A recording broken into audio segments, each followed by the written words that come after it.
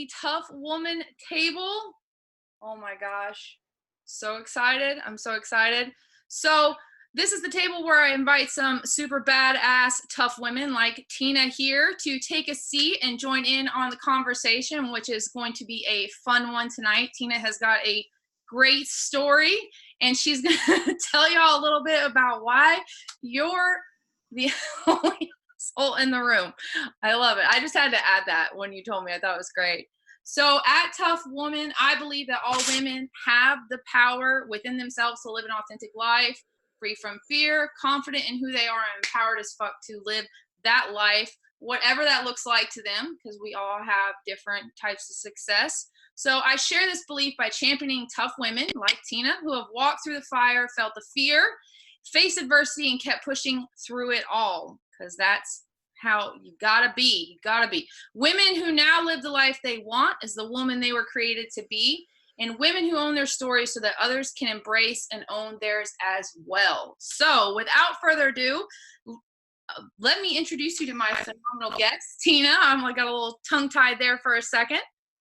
Hey everybody. Oh my gosh. I live out in the middle of the boonies and my internet connection is not always very good. Am I freezing up?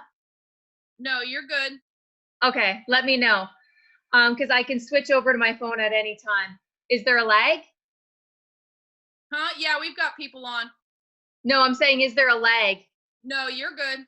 Okay, awesome. So I'll just introduce myself. My name is Tina Brigley, and I am a relationship coach. And I just actually switched to relationship coaching. Before that, I was a health coach for the last 2 years.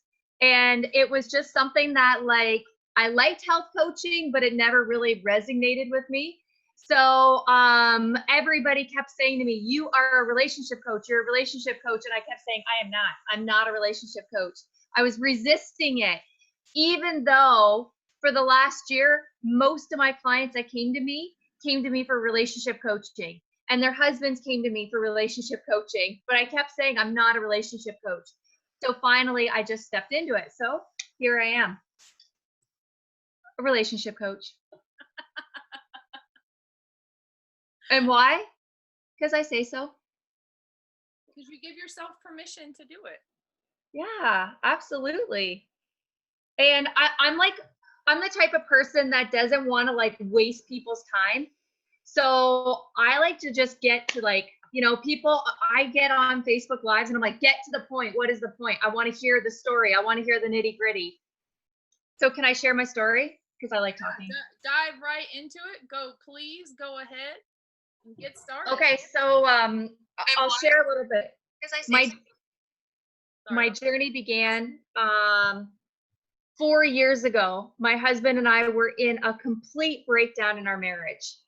And, if there's anybody out there right now that might be experiencing this as women, well, what I heard, the statistic is that 48% of marriages end up in divorce.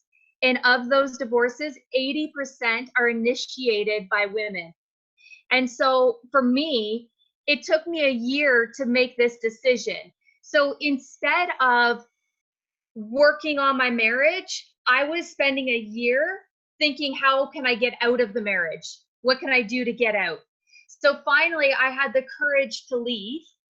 And when I left, I just became a shit show. I was drinking every day. I was partying. It was like I was in high school all over again. Every weekend was a party. Every night was a party. And then one day I just woke up and I was like, what is going on with my life? I don't even know who I am. So I was on the internet and I was doing a quiz, am I an alcoholic? And at that moment, I pressed send, and a pop-up that said, if you're not already seeking treatment, you should consider seeking professional advice. I was like, what the hell? And then I started laughing. I'm like, oh my gosh, I'm an alcoholic. Haha, that's so funny. And then in that moment, there was a pop-up to become a health coach. I'm like, what the hell is a health coach? At one time, I used to be really healthy. I don't know what happened to me, but so I pressed the button to learn more about what it's like to be, or what this health coaching thing was about. So I watched a webinar and I was sold. I'm like, this is what I need. You know, the weeks that I don't have my girls when I'm going crazy, I can just like sign up for this course and take a course and make myself really busy. So that's what I did. I enrolled in the program. And so my second year after I left my husband, I just was busy all the time. I traveled, I was taking a course, I started coaching, I was a full-time school teacher. And the whole time, I was avoiding dealing with what really happened in my marriage, what was happening after I left my marriage. And then it got to the point where I'm like, you know what? I think I really need to uncover stuff about myself. Like, why am I the way that I am? Why am I doing the things that I'm doing? Like, what's really there? And I wasn't a person that really believed in personal development. But while I was separated from my husband, I dated this guy and he was involved in this program. And he said, I really think you should come check it out. So I did. I checked it out and I enrolled, and then I really figured out a lot of stuff about my life, about who I am, who I was for my husband. And it was like a light bulb went off. Oh my gosh, I was the asshole in the relationship. Yeah. Yo, this is It where was totally like that. this is the whole what she's talking. You'll dive into this a little bit or later, I hope. But this is what I meant by why you're the only asshole in the room. So Yeah. So, like, what I really realized when I started looking on the inside, it was like this world opened up for me of like who I actually am. And I kind of want to relate it to, you know, you're kind of going through life with a personality, and your character is who you are when nobody's around. Does that make sense? oh yeah, yeah. I've heard that before. Your character is who you are when nobody's looking. So that's the person. You know, your character is basically who shows up even if nobody's clapping for you. You know. Exactly. So this personality that I was putting out to the world was, I'm confident, I'm self-expressed, I'm the life of the party. And nobody saw, when nobody was looking, that I was drinking myself to an oblivion every night, falling into walls, crying my eyes out, like avoiding everything, stuffing my emotions, and not even being able to be alone with myself. I could not be alone. I couldn't eat dinner by myself. So one thing that I decided to do when I was going through this transformation was I went on vacation by myself for a week to the Dominican Republic, just me, to a couples resort. So like, that's even worse because couples don't want to be with a single woman, let me tell you. So I ate dinner by myself. I ate breakfast by myself. I went for runs by myself. Like, I was just, and then I met people and they kind of took me in. And, you know, the last couple nights I really spent engaging with them, but I really got to just be with myself and really learn to love myself. And it was really like humbling for me because that was the hardest thing I think I ever had to do, was be alone with my thoughts, alone with who I was. So yeah, that's kind of, I mean, there's a lot more layers to my story that I'm sure we'll get into, but that was kind of like the big thing.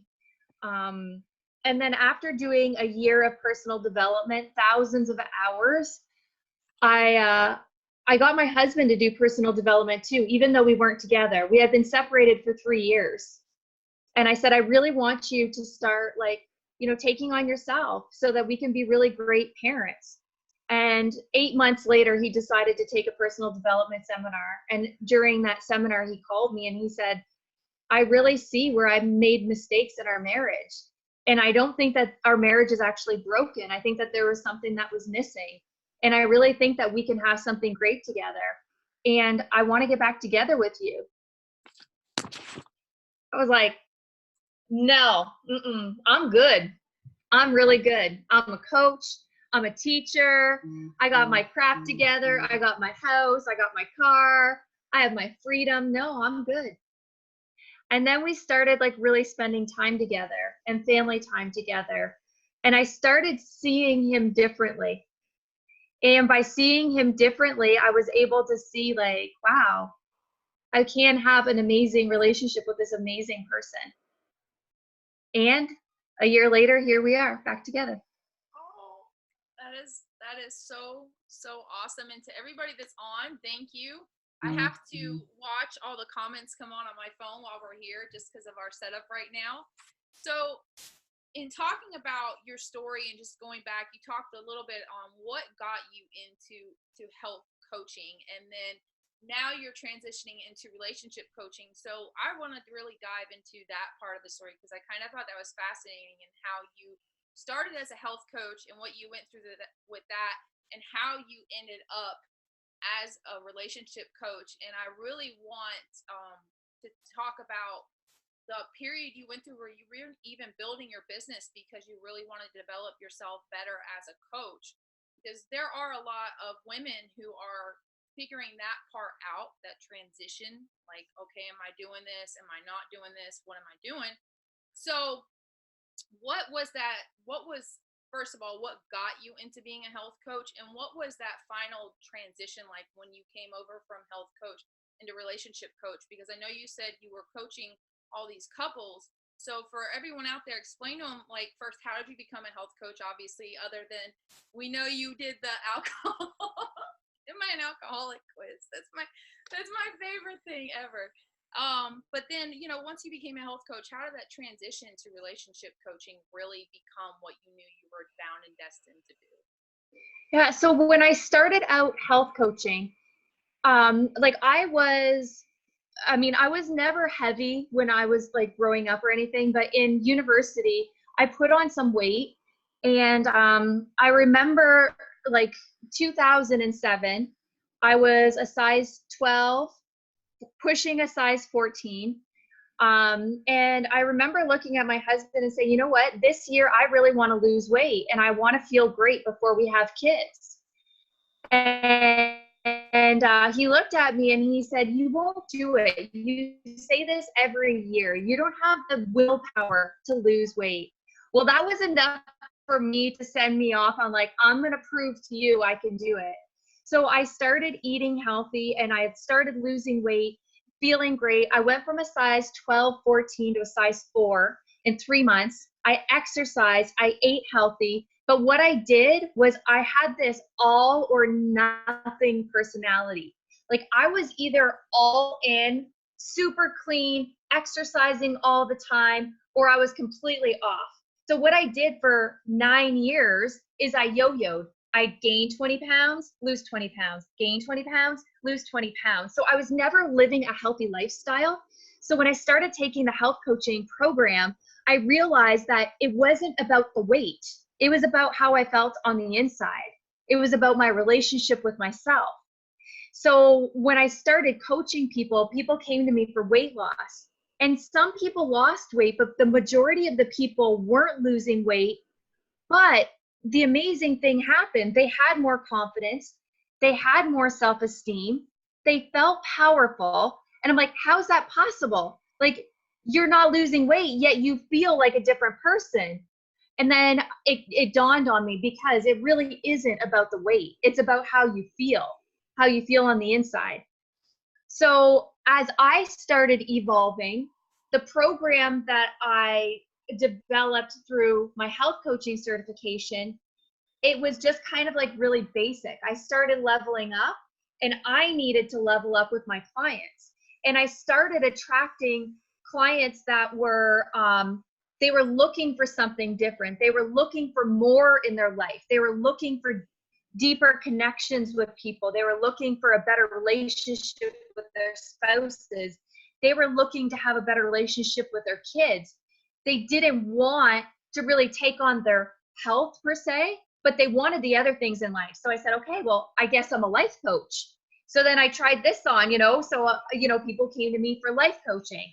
And then people started coming to me for business coaching, and people start, I had all of these people.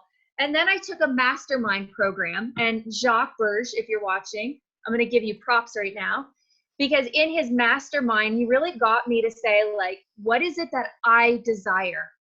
Like, when I close my eyes and I see my ideal client, who do I want to work with? And I was like, I want to work with people like me 4 years ago that are sitting there thinking that they're going crazy. They have one foot out the door. They're ready to leave their relationship. They don't have options. They don't have any tools. They're stuffing their emotions with food and booze, or maybe they're even taking it a step farther and being in, other relationships. Maybe they're cheating on their husbands. I want them to know that there are tools available. And if you really want to, and I don't want to say fix your marriage, if you want to level up in your marriage and discover what's really missing, I want to help support them in creating that, because it would have saved me a lot of money if I would have known what I know now. I mean, a separation was not, I went out and had to buy a new house and all new furniture and pay for lawyers. Like, it was thousands of dollars plus the time, when really all I had to do was look on the inside, and everything that I needed to know was already there. I just didn't have a way to pull it out. I didn't even know what I wanted. I just knew that it wasn't working. And my only option was leave. Now, some people, their only option is to stay and put up with it and to be miserable. I'm like, I don't want anybody to feel that way. And that's why the transition to relationship coaching was so easy for me, because it is my why. I want to save relationships. I want to keep families whole and complete.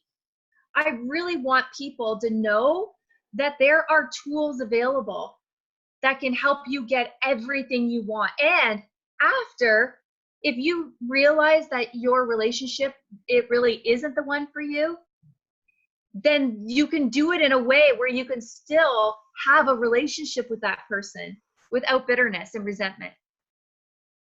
So that's how I made the transition. As I leveled up, so did my program. So a lot of the times, and we talk about our stories and how we went from this to this, what we find is we see a lot of this on social media is that highlight reel, that lovely highlight reel of success. And you talked a little bit about all the money it cost you when you left your husband and stuff. So upon building your business, because I think that's the part of the story that I really love to dive into, upon building your business and getting it from where it started to where it is now, what was that journey like? Like, when you were going through it and building that business, because a lot of women out there, they struggle, first of all, just getting started, but then sticking in it and just really going through the day-to-day process. And especially with the comparison game, as they call it, that, oh, I should be here and I should be there. So you were building everything up. What was that whole journey like for you? A roller coaster. It was full with highs and lows, and the lows are really low. The lows are, oh my gosh, what the hell am I doing? I just quit $100,000 a year job to make $10,000. Why would I do that? What am I doing wrong? How come I can't make this work? You get stuck in your head. And what I really discovered is that our brain is not wired for change. And we have so many disempowering, limiting beliefs about ourselves that when we go to make a big change like that, we want to stay comfortable. We don't want to take actions that are outside of our comfort zone. So for me, it was like every time I got out of my comfort zone, that feeling like you're going to throw up, it's so scary. You step into it anyways, and then you get over it. And then you start experiencing momentum. And then there's a decline, and then there's momentum. And that's what it is. So I say to people, some days it's going to suck. It's going to hurt. You're going to fail. And most people will give up when they fail because they think that they're a failure. Instead of just looking at, okay, no, I took some actions and they didn't work. Like, I just invested a whole whack load of money trying to build a system and it didn't work. It was not effective. But I never once said, I'm a failure. Oh my gosh, I just invested all this money. I'm such a loser. No, I'm like, okay, it didn't work. That's a lesson. Now, what am I going to do to make it work? So I've had to learn a lot of lessons and really discover, like, yeah, it's okay to be sad. It's okay to be anxious and fearful. But when you stay in that space, when you stay in the anxiety and the fear, you got to ask yourself, what are you really resisting? Because what I really discovered is that I was afraid of success. I was afraid of money. I have a very disempowering story that I am not good enough. And I know that there's people that are watching that have the same damn story. Something happens. For me, it was 7th grade, and I was the new girl at my school. And the first day of class, I walked into the classroom, and a boy looked at me and he said, "Hey, new girl, what's wrong with your eyes?" And I said, "What are you talking about, my eyes?" And he said, "Yeah, you have golf ball eyes." It's like, "Hey, everybody, look at the new girl. The new girl has golf ball eyes." And everybody started laughing at me. Now, in that moment, I decided that I wasn't good enough. And I spent my whole life living into this I'm not good enough story. And so when I was trying to build my business and something happened, like I had a call with somebody and they didn't sign up for my program, guess what showed up? I'm not good enough. I can't do this. So I really had to work that muscle to be able to step outside of it. There's no way in hell I would have been able to do that if I didn't know the stories that I was carrying with me.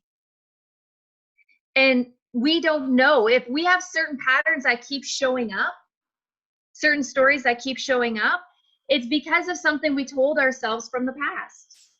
I'm not good enough. I'm not smart enough. I'm not pretty enough. I'm not. And when we really just think back, like, where the hell did that come from? And just start changing the story. Like, I will show up every day as I'm not good enough. And then I'm like, oh my gosh, Tina, your 7-year-old self is protected. You're fine. You're good enough. No, I have to have those stories all the time. Oh, I love that. And I resonate so hard with that because, and I don't know if we touched on it when we talked originally, but I had a lot of those same stories myself. That was the same thing I dealt with. A lot of it was my fear of asking because it was that automatic fear of rejection. So it's like, I'm not even going to put myself out there because I've already assumed that they're going to say no. And then really what that stemmed from was a story I had from very little. I'm talking like 5 or 6 of just feeling personally rejected. And so every time someone said no or something to me, I took that personally. I was like, well, they're saying no to me. Not that they're saying no to whatever it is that I'm offering. They're actually saying no to me and they're rejecting me. And for a very long time, it kept me from even stepping out and being and trying to even be successful and stuff. There was a lot of things I did before where the moment, like you said, I felt that failure. I was like, okay, I'm done. This obviously is not meant for me. I'm not going to do this anymore. And finally, once I had my coach bring that up to me, they're like, "Listen, this is a story you're holding on to, and this is not serving you, and it's keeping you from moving forward, and it's actually impeding upon you being successful." Absolutely. And people are like, come on now, really? Like, some people think it's like hocus pocus or like woo woo, and it's really not. It's not. It's like so ingrained in us, and we live into this every single day that it's like we don't have to learn new stuff. We have to unlearn the stuff that we've learned. Like, keep your mouth shut. Don't say anything. Just how many times in arguments, I think with my husband, we get into a fight and then I learned you know what? Just don't say anything. You're going to make matters worse. Just keep it in. And then what I really got was like, then I'm just stepping over it. I'm never dealing with it. And then what happens is you sweep it under the rug, sweep it under the rug, and then you get to the point where you can't sweep any more under the rug. But you've learned not to say anything. So what, you're going to start saying something now? And for me, it was like, okay, so what do I do now? I can't not say anything anymore. I don't even know who I am. I don't even have a voice. Boom, leave. So now it's a very different story with my relationship with my husband. And he's still trying to figure out who I am, because who he married is not the same person that I am today. You know, so now I say things that are there for me. Like, this is a perfect example of like the stuff that we tell ourselves, how it affects our life so much. A couple weeks ago, I'm on my riding lawnmower and I'm cutting the grass. My husband comes home from work and he says, "Oh boy, don't you look fancy on the riding lawnmower?" And then he walked away. Well, when he left, my thoughts in my head were like, really? You're going to comment on my clothes when I'm taking the time to cut the grass? I have so many other things that I could be doing right now. You're never appreciative. Why don't you ever appreciate me? And then it just kept, for a whole hour that I cut the grass, the stories, my thoughts kept going and going and going. When I walked into the house, I was ready to leave him again, because he said one thing. So then I started laughing because I caught myself in the mind chatter. And I said to him, you know, when you made that comment, my story was that you didn't appreciate me, that you're negative and you're pessimistic. And I went on all my stories. And he looked at me and he said, "Tina, I just thought you looked really cute on the lawnmower tonight." That's it. Like, that's what he meant. But what I created was something totally different than what he was thinking. But my mind just went. So now imagine all of those thoughts, but we don't say them. We don't express them. We just hold them in. What happens after a week, after a month, after a year, after 12 years, after 15 years? When we have a fight, we don't just have a fight. We have the fights from the last 15 years. Remember that time that you said this and now you're saying it again? You know, it's like we don't have a chance. We don't give each other a chance.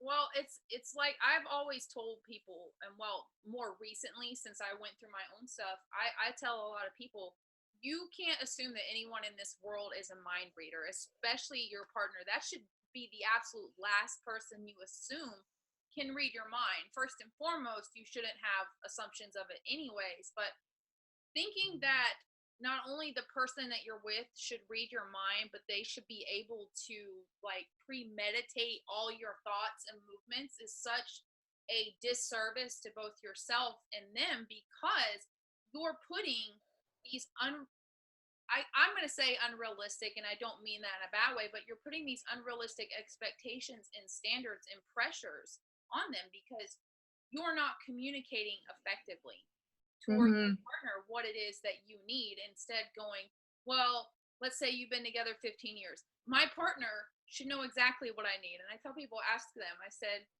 first and foremost, I said, do you know what you need? And Yeah. Okay, well, there's that. And secondly, it's like, do you know everything your partner needs? You know, when was the last, I've asked some people, when was the last time you asked your partner, what do you need? What do you need to be, be fulfilled? Like, when was the last time you checked in? So I tell people, and I have to remind myself of this too, don't assume that your partner A knows everything that's going on inside of you, and B should know all that. That's when we stop communicating. And I'm sure you see that quite often, but that's when we stop communicating. It is like you said, I've done that before myself. I've had those stories where they've made a comment and all of a sudden, next thing you know, 2 hours later, I'm going, well, this, like, I'm Yeah. in my brain going, how dare he say this, this, and next thing you know, I'm going off, and he's just sitting there. And then, like, my previous partners, my ex-husband, he'd just be like, you know what? I'm just not going to say anything at all. And he'd shut down, and then nothing would happen. Yeah. No communication. It's so typical. And then it's like, but we're fine. We don't talk. We maybe watch TV for a half an hour, but we're both on our phones. And we maybe go out once a month, but we're fine. We have a great relationship. We never fight. You know, and it's like, are you okay with a fine effing relationship? Like, really, a fine? Like, are you okay with a fine life? Or do you want like an amazing life, an amazing relationship? Like, there's a couple people on my Facebook that have been reaching out to me, and they're like, I have actually an amazing relationship with my husband. And I said, what does that look like for you? And this woman said, we go out once a week. Every single night we have dinner together and we have great conversation. We put our phones away at night and we just watch TV and we cuddle, we snuggle. I'm like, that's so freaking awesome. Like, kudos, good for you. And if we were to take a poll and say how many people really have a relationship like that? And if people were really being honest and authentic, I'm sure the majority of the people would say, yeah, no, I don't. And I can honestly say, like, I don't have a relationship like that. I don't. I'm working towards it. I really want to have that amazing relationship that's perfect, and it's not. And people have said to me, well, how can you be a relationship coach if your relationship isn't like perfect? I'm like, show me one that is. And I know how to communicate with my husband, and he knows how to communicate with me. And then it boils down to, who are we going to be for each other? You know, one thing that I really discovered, I had a coffee date with a seasoned relationship coach, John Sullivan. He's amazing. He just turned 80 years old, actually. And he said one of the most important things in a relationship is emotional security.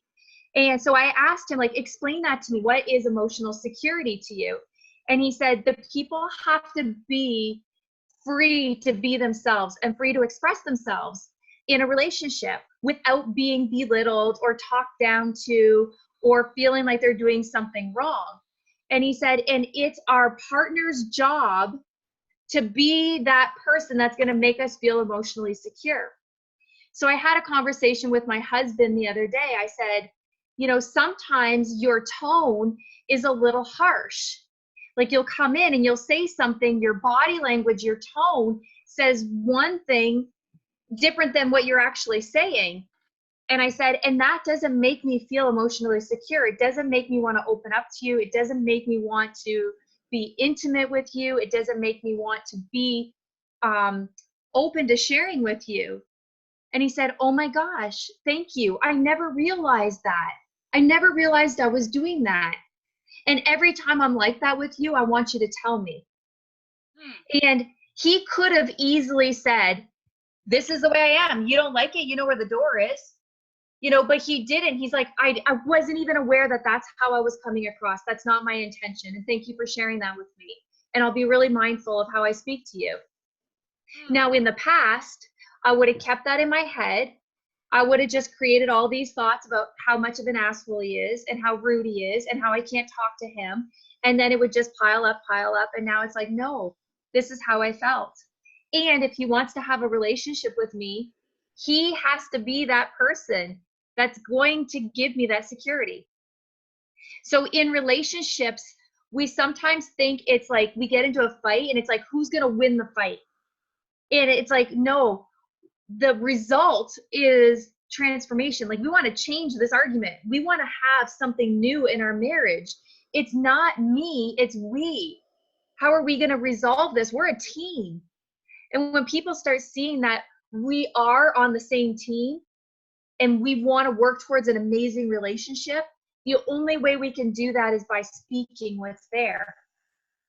And we've learned, and I'm not just saying it's a woman thing, because men don't speak the truth either. It's a people thing. We get stopped, and then we decide, I'm not going to say that, and I'm not going to say that again. That ended up horribly. And then we get stuck in a 48% divorce rate, with 75% of the people that are married being unhappy. I'm not okay with that statistic. That's amazing, because I think that's gone up since the last time I checked. I think around the time that I got divorced, it was still 50% of all marriages don't divorce or end up in divorce. And I remember me and my ex, we're in a good spot now. We co-parent very well with our son. And he finally came to this point. He's like, looking back, knowing what I know now, I wish that I would have learned to communicate more openly with you. I wish I would not have used that excuse that, oh, this is just the way I am. Because now we communicate. Yeah. Yeah, we're not always, sometimes we're not in the best of moods, and we now understand that if we're not in great moods, we can't communicate from that state. But going back, and I told him the same thing. I said, I wish that I did that assumption thing, assuming that he knew that I was upset, and why I'm upset. And when he didn't know and did not give me that recognition, I was like, well, now he's just ignoring me. Right. Now he doesn't care. Right. Oh, and yeah, and then my stories would start going, well, he doesn't care. And then it would turn into, well, he doesn't love me, and oh my God, he doesn't want to be with me. And next thing you know, I'm ready, like you were, I'm ready to leave. Like, this fool doesn't appreciate what he has. He doesn't want to be with me. Like, and that becomes your world. Your thoughts become your world, literally. Because you walk around in, I'm not loved, I'm not wanted, I'm not good enough. And then that's how you walk around in life. And we all do this. And see, the thing is, some people pretend that they don't. Because they've become so accustomed to living life this way that it becomes normal. It becomes part of their comfort zone. And our comfort zone is anything but comfortable. It's just where we tend to operate most of our life from. Yep. Like when I was building my business, my comfort zone is striving. Like I go, go, go, go, go. It's almost like I operate in chaos. The more I have pressure on me to perform, it's like I'm so used to like having trauma or having bad things happen, or that I'm like I thrive. That's my story. Like I'm strong, I'm resilient, I'm independent, I can get it done. The more you put on my plate, I'll just go, go, go, because I have something to prove. When I realize like that is just such a pretense that I'm living. I'm pretending that that's really what I want in my life, but I don't. If I could have everything that I want and be confident and peaceful and free, like I had that shift where that's no longer my comfort zone anymore, because I'm aware that that had been my comfort zone. And I know, like when I was an educator, same thing. I would go to school and there's so many demands, so many demands, so many demands. You're go, go, go, go, go, go, go, go, go. It becomes so normal that when you actually stop and have a half an hour to yourself, you think, what am I missing? I should be doing something right now. That's why a lot of educators I found, they don't know how to relax, because they're always going, always. That's what they do. That's what I did. And that's when I got to the point, like, I can't live my life like this. So 2 years ago, when I left teaching, I was doing the same thing when I started coaching. I thought it was the job. It wasn't the job. It was me. It was who I was being. That stress, anxiety, go, go, go, go, go. When I realized I can change and I can be whoever I want to be.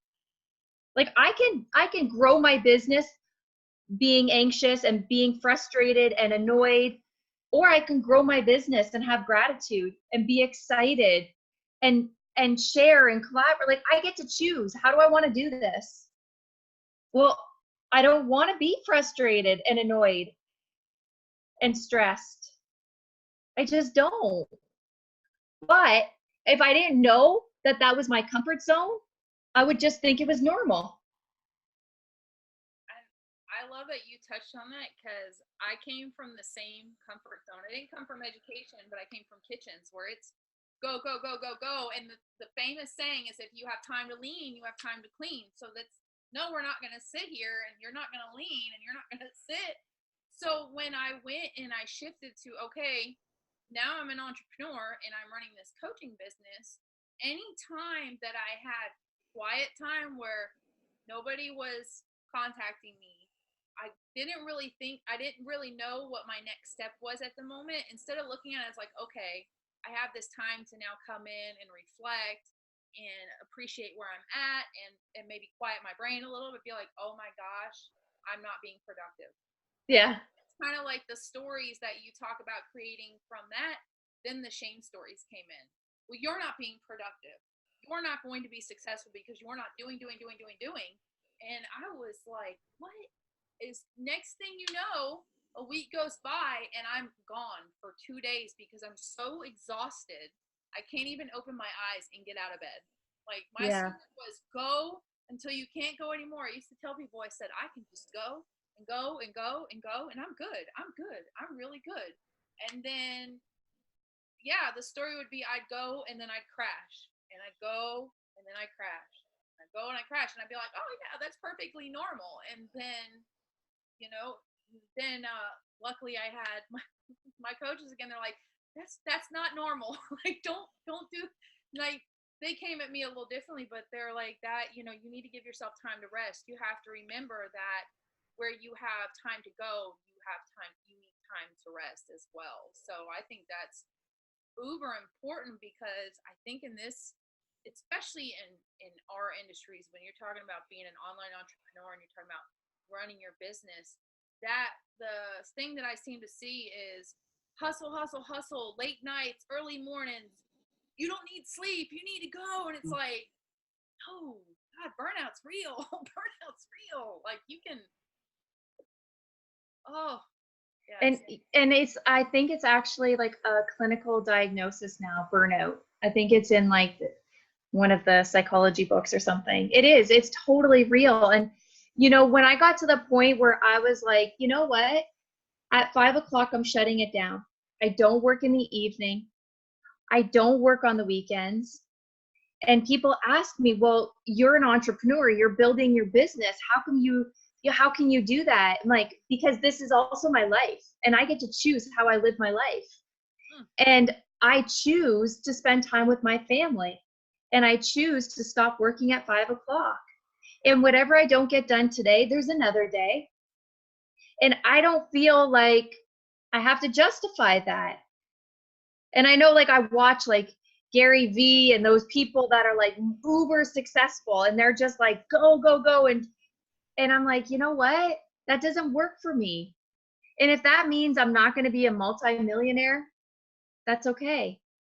Because at the end of the day, I really feel great because I know I'm contributing to people and I'm successful. And what is success, anyways? For me, success is when you can go to bed at night feeling like you made a difference in the world. And if that means that, like, I'm honestly, like, I obviously, I'm not going to say this poverty thing. Like, I don't want to live in poverty. Of course, I, you know, want to have a thriving, growing business. But the reason why is because I know when it's growing and thriving, I'm contributing to more people. That's it. Like, and I know I can get to that place without working till midnight every night. And that's why I love being a health coach too, because it's really easy for me to like honor myself, to nourish my body, to know that that doesn't work. You know, burning yourself out, running the candle at both ends. If I'm not good for me, I'm not good for anybody. I can't coach if I'm tired. I'm giving the deflated version of myself to the world. And that is a non-negotiable for me. I have to, like, I was up at 5:30 this morning. I have a shitload of energy. Why? Because I nourish my body. I take time during the day to rest. You know, I don't burn my ass. Like, we don't have to do that. We don't. Yeah, I know that feeling. Today's been one of those days, you know, where you go, and next thing you know, it's like 5 to 6 o'clock in the afternoon, and you're like, oh my God, I haven't eaten since 7 o'clock this morning. I'm gonna regret saying this, but no, honestly, sometimes I have those days, and but yeah, I feel it now. I feel it like, oh man, I'm very tired right at this moment. But seeing as we are getting closer, and I know if we kept talking, we'd be on here a whole nother hour because that's how our original. Oh my gosh, it goes by so quickly. Are people still on? I can't see who's on. So I've been watching everybody from the phone. Everybody's kind of just watching. So does anybody have any questions? Yeah, anybody, if you guys have questions, I want everybody to know that you feel free to ask. I think this is going to take a couple episodes before everybody's like, oh, okay. But also, we're going to, at the end here in just a minute, I'm going to let you go ahead and let everybody know where they can find you and how and what it is that you bring to the table. But also, what I want to touch base on real quick is I want you to explain to everybody why they're the only asshole in the room, because I had a guy comment earlier and he's like, I think it was in your group, he's like, I don't believe I'm an asshole. I'm like, no, I think you just need to watch. Okay, so let me clarify. I'm not saying that people are assholes, okay? I'm not saying that at all. What I'm saying by saying that I'm the only asshole in the room, when we meet people, when we talk to people, when we know people, we form judgments about them. Now, those are our views. They're not real. It's not really how they show up to other people. It's just how they're showing up for you. So if there's somebody that really triggers you, really rubs you the wrong way, then how you perceive them is on you. Like, for example, so I met this man, and he was like a military guy, and he was like, I'm always right, I always win. And in the past, I might have seen him as arrogant and obnoxious, and that's how I would have judged him. And I probably would have dismissed him and just been like, this guy's an asshole. But when I started listening to him, I really heard like why he was that way. He wasn't raised with a father. He was determined to have everything for his kids. He wanted to make sure his kids didn't go without. And he believed that he had to be the best, he had to earn the most to give more to his kids. So what I got from that is like, this man is really committed to being the best that he can be for his kids, so that his kids don't ever have to go through what he went through in life. So when I had the opportunity to really see him differently, it was like he started showing up differently, because I started listening for like, wow, this man is a really dedicated father. This man's going to do whatever it takes to give the best to his family. But it would have been easier for me to just write him off as an asshole. And we actually have a question. But really, when we meet people, we get to see them how we see them. We get to choose that. And if people are occurring to you as like really like they're assholes, they're bitches, they're this, they're that, we got to look here. Because it might not be over there with them. It's just here with us. It's our interpretation. Yes, questions. Yes. So I have one from Amanda, and she is a fantastic girl in my group. She runs her own health business. She works with a company called It Works. So her question is, how do you find the right people? So I'm going to go with a guess is what she's talking about is, how do you find your ideal client, which is a really neat question. Being coaches, I love hearing how other coaches tap down into their ideal client market, like how, because I know how I figured out my ideal client. So how do you find the right people for your business? One, we have to be authentic with who we are. I had a really big problem with self-expression. And so my messaging was very like superficial.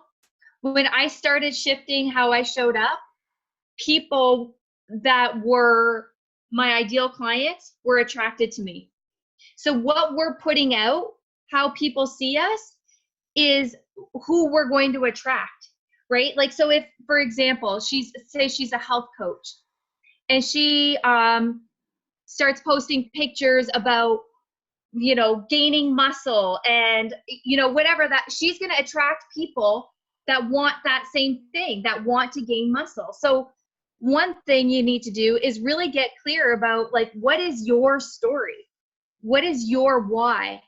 And keeping that message really consistent so that you speak to that person. So that person is going to be like, so on this webinar right now, I don't know how many people are watching or how many people are going to watch the replay, but people that aren't our ideal clients will probably stop watching in the first 5 minutes. They're like, yeah, I can't really relate to her. The people that are staying on longer, it's because they're really cued into what we're saying, because something we're saying is resonating with them. So it's just a matter of getting to know who's engaging with you, who's talking to you, who wants to show up in your groups, and really reaching out to them. And in getting really, really clear about, like, why are you doing what you're doing? So many coaches are like, I just want to be a coach because I want to help people lose weight. And then they don't really have, okay, so, but why? Why is that important to you? I don't know, it's good money. Okay, it's good money, but, you know, like, sometimes, and 1 out of 10 coaches are actually going to make it. Means they're actually going to stay as a coach. They're going to develop themselves as a coach. The other 9 are not. And I believe, and this is my truth, not the truth, just my truth, is that it's because we're not connected to our why we're really doing this. And if you don't have passion behind your why, all of this resistance that comes up is going to stop you. So speaking, when you really start sharing your story and your why, your ideal client is going to be connected to that, and they're going to show up. Yeah, I always like to say that my ideal client is the woman I was about 5 years ago. And my why is even attached into that. And I remember, because when I came out of my divorce and I was going through all this transitional stuff in my life, I was like, man, I wish there was this woman who was already these steps ahead to where I wanted to be. And she would just come by and take my hand and say, oh, here you go. And lo and behold, 5 years later, that's who I ended up becoming. And I said, okay, you know what? Now I have these tools. I'm going to go back and I'm going to help women. Yeah. So, like, hey, no matter what, I speak from that space of knowing where I've been and what it is that I'm trying to serve with. Like, who am I trying to serve is that woman who was at a point where I was at one time. So, and Amanda says, thank you. Great advice. Yes, everybody. So just, I want to give everybody some key takeaways through all your transformation and going into health coaching and then going to relationship coaching. What are some real key takeaways and reflections you got from the entire journey and where you're at now, and, you know, where you plan on going? What are the real key things you have as takeaways from all of that? 1, the biggest lesson I learned, you can't change people, but when you level up, when you change, people around you change. So a lot of times people are like, oh, I need to fix my husband. I need to fix my relationship. There's nothing fixed or broken about those people. It's over here with us. Number 2, never be afraid to invest in personal development, because the investment comes back to you 10 times. Like, I have over $15,000 invested this year in my personal development. My kids are doing a program called the Young Persons Forum at Landmark. Their forum cost me and my husband $2,000. And it's the best investment, because when the first day my daughter came home and she said, Mom, I really want to acknowledge you for doing the work. I'm going to get choked up. She's like, I know that you sit at your computer all the time and you work all the time to give us a better life. And I made you wrong for that. And now I really got what you're really committed to. She's 10 years old talking like that. People don't talk like that. And my 10-year-old is acknowledging me and acknowledging that she was being selfish and wanting more of me when she knew that the world needed me too. Like, what that is worth a freaking $2,000 investment right there, to have kids that can stand up for what they want, to have a family that works, to be in communication, to live life fearlessly, to be confident. You cannot fake authenticity. You really can't. People see it from a mile away. And if we're not doing the inner work, we might think that we can pretend to the world, but the world sees through it. And now personal development doesn't mean you have to go hire a coach or do all this training. It's like, read books, listen to podcasts, develop yourself, be around people that you want to be like, because you will, just by being in their presence, you will start being like them. Be very mindful about who you spend your time with. That's another really big lesson that I learned. You know, even on social media, when people post negativity, I unfollow them right away. My feed is nothing but positivity. Every day when I go on Facebook, I'm bombarded with nothing but positive messages, because I don't have the space or the capacity to deal with anything less. Yep. That's how mine is. I did a massive clean out on mine. I think I got rid of like 1,500 people. But I was like, man, I just don't.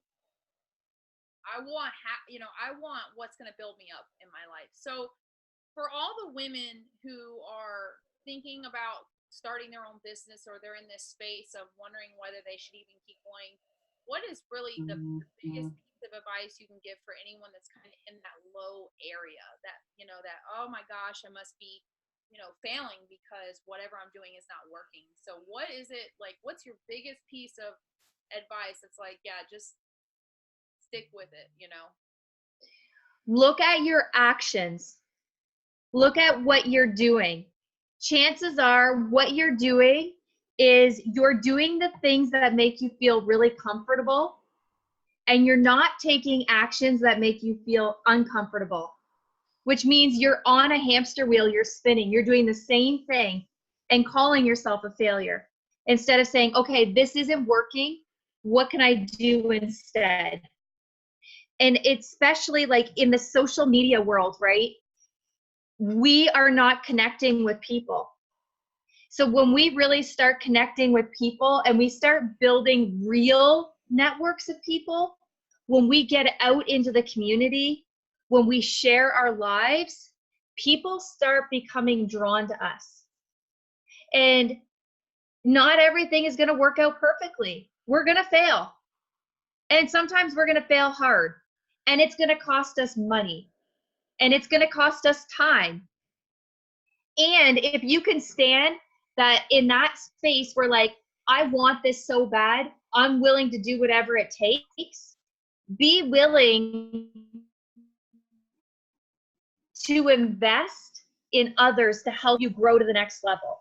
And I know it's hard to open up our wallets and our checkbooks and, invest in teams and marketing teams and coaches and business coaches. Just be very mindful about what you're paying for, and make sure you have a plan of where you want to be, because your plan might require a lot of actions. Are you willing to take those uncomfortable actions consistently to get what you want? And if the answer is yes, then be willing to invest. Don't waste your money if you're not willing to take the uncomfortable actions to step outside of your head. Yeah, agree. Because I've spent thousands of dollars just on coaches alone, and I don't even know how much more. Probably another couple thousand just on like extra courses, and God only knows how much on books. All right. And you know what? We get stuck in that trap too of just like, oh, I want to figure it out. This coach is going to give me the magic pill. No, this coach is going to give me the magic. And the magic is in us. And it's in the A word, action. We just have to take imperfect action. And if it doesn't work, we keep taking more actions until we find what works, and never give up. Because like authentically, who we are is not who we're showing up as. But when we take those uncomfortable actions and we step outside of our comfort zone, we start shifting into our authentic selves. That authentic person that we're supposed to show the world. And for all the people out there that know in your heart that you have this burning desire, go for it. Don't stay stopped in your fear. Fear is going to show up. It's our brain saying, stop, stay safe. It's not, you're not going to die. A lion is not going to chase you. You're not going to get eaten by wolves. You are going to be fine. The universe has our back. Truly believe that. I had someone tell me, the universe loves you, so you need to let it love you. All right, you guys, so we're coming to the end of this. So Tina, tell everybody. Hold on one sec. Before we go, I want to address this. Somebody posted something here. You ladies are great, but please make sure people understand that being negative is different than people hurting and need to be heard. Hurt people, and sometimes they do that through being negative. Listen before you dismiss them. Great episode. Okay, so I don't want to step over this because I'm not a person that steps over anything. Let's dive into that. So thank you, Angela, if you're still watching. Negative, I'm not sure what you heard in my listening, but I never said that negative people are bad people. On social media, I unfollow negativity. So that's not to say that I don't want to be friends with people or anything, but I also don't have the capacity. I'm not coaching them. And if I can't be responsible for something over there with them, I can't change them. I can be responsible for what I create in my space. So the negativity is when I meet somebody, I don't dismiss them if they're negative. But I'm saying on social media, if I woke up and all of it was negative, that would create a negative energy in me. And I want to be responsible for that. I want to honor myself and what I create in my space, because being healthy is not just what we're eating, it's what we're reading, what we're putting into our thoughts. So that's what I meant by that. So thank you, Angela. I appreciate it. I hope you got some clarity. But yeah, we don't want to dismiss people. People are people. People show up because they have stories. I don't dismiss them. I just don't read their crap. There you go. Yeah, and it is okay. And if you are hurting, that's I always told myself, and I tell a lot of people this: if you're hurting, that's a wonderful place to, if you make that active choice, to really dive deep and figure out what it is that you're hurting from. Yeah. You're hurting. People aren't ready to own their shit. Life happens. It does. People are hurt. People are abused. People are neglected.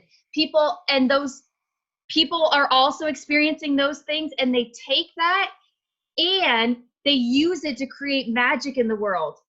Some people take it and it stops them in the world. They're at like the effect of life. They're not in control of their life. So it's like we have to be willing to say, yeah, this happened and I'm going to move past it. Sorry, that's a tangent, that's a rant. But when we're really ready to own our shit, magic happens. Because we take back our power. We get to say what's so, despite what's happened. And I mean, this is another episode. Like, I had a lot of shit happen to me in my life, a lot. And it didn't stop me. Yep. All right. So this is the part where you tell everybody where they can reach you. What is it that you bring to the world? What's the impact you make? And what is the best way for them to get a hold of you? So you can reach me at 1-800-CALL-TINA. No, I'm joking. 99 cents a minute. Yeah, $1 a minute. No, you can reach me. I have a Facebook group. called, what is my group called? Relationship Transformation, this unlocking the secrets to success. You asked me and I'm like, oh shit, I don't remember. Oh shoot. So I have that group. You can also find, I have a website, www.tinabrigley.com. And you can also private message me on Facebook at any time. And I think my phone number is on there too. If you want to call me, you can call me 519-819-3184. You're gonna get like all these random calls. Call me. Oh my god. And so who I work with primarily are professional women who feel a loss of power in their relationships that's affecting their business life, their personal life. And I really want to take divorce off the table. I want to give women who are experiencing what I felt, that feel that they're 1 foot out the door, just looking for ways to get out, to be able to powerfully be able to take back their power in their relationships. Of course, I see men too, but I mostly work with women. All right, and Amanda is Amanda is our VIP tonight. She's got all these kind of hearts, and she said, great advice. Thank you so much. And that is so sweet, which I think she was referencing to your daughter. All right, you guys. So this is also the part where I let you guys know, I just want to make a call to action for any woman that really resonates with this message, resonates with Tina, please visit her group. And for any women, for the women that I like to look out for any women that want to live authentically, free from fear, confident in who they are and empowered as to live life on their terms. I also have a group as well, and I'll make sure to put the groups in the comments here so everybody has access to them, because I'm also a member of Tina's group and I'm excited for it to get some advice myself. All right, you guys. So if you like this, please share it. Please reach out, and if you love Tina, say hey to her, friend request her, join her group. And that is all. I look forward, you guys, just a little bit about this. Tough Woman Table will be going every Tuesday, Wednesday, and Friday. Tina, I'm really happy that you could be the inaugural episode. Forever you get to do that, right? And Unleashed. All right, unleashed, raw, and unfiltered. We will have to do a second episode because I feel like there might actually be 2 or 3 more. So you guys, every Tuesday, Wednesday, and Friday, as of right now, 7:30 p.m., which means next Tuesday, I have Miss Terry Tomasetti coming to talk with us for the next hour. So thank you so much, Tina, for taking some time out. I know you, like you said, you kind of get off here at 5 o'clock, so I'm in your time space. Oh, no, that's okay. We were at the seminar all day. I didn't work all day today, so but I really want to acknowledge you, Ashley, for being that person that is bringing awareness, is showing up. What I really love about you is that unfiltered nature about you. Like, what drew me to you is just like being able to swear and just be like, this is how it is. I love that. I love your down to earth, like who you are, and helping women live fearlessly is so remarkable. And, putting yourself out there and sharing what other people are doing. And I think that's an amazing quality, because some coaches are like, I'm not going to put another coach on there. I don't want to take business away. And you really embrace collaboration and connection. And that's just such an amazing quality. And I just really, really want to acknowledge you for that. So thank you for having me. Oh, you are so welcome. My hope is that everyone eventually understands the beauty of a coach. Whether or not they get one is the other thing. But I was talking to another woman today, and I look at it like this. I firmly believe that the people we're meant to work with, we're going to work with those people. And there are billions of people on this planet. There is absolutely no way I can serve all the women out there, and if another woman resonates with you and you can create a transformation in her life that I could not get, because I'm not a relationship coach. I'm an empowerment coach for women. I'm not a relationship coach. So if there's something that you can offer that I can't, and another coach, then I'm more than happy for that to be that. Because to me, it's not how many women can I impact, it's how many women and how many people can be impacted as a whole. Yeah. The more, someone told me one time, and it's like the when you have a lot of resources, build a longer table or something like that. But my thing is, how many people can I take with me as I go up? And that's coaches, people who work with me as clients, it's whatever. It's how many people can I bring up with me? So yeah, this is great because you telling your story could empower another woman to go out and start her own business, or go, you know what, I'm going to invest that money in that coach because that's how I'm going to make the impact in my business, or I'm going to invest that money in that course. So if at least one woman gets that out of that, or one woman can says, hey, you know what, I loved your episode and I think you could really help save my marriage, there's one less divorce. And coming from someone who has been divorced, like you've been separated, the less divorce, the healthier I think it's going to be. My first coach said, you're too big for your school board. You're not a teacher. You're a coach. And 3 weeks later, I quit teaching. That wasn't going to be possible if I didn't invest in her. Just wasn't. I would have never, ever, ever in a million years left my $100,000 a year job. Never. And you're in Canada, right? Yeah.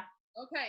So the US, everybody who's on here, we need to make someone in the US, the school boards, understand that you are a teacher in Canada making six figures, and teachers do not make six figures down here. So y'all either it was just a little shy. I think it was like 98,000. just a little shy. Yeah. All right, so you guys, going forward, every Tuesday, Wednesday, and Friday at 7:30, we are going to be back here live for the Tough Woman Table, where I will bring amazing, badass boss babes like Tina on every week. You're going to hear different stories, and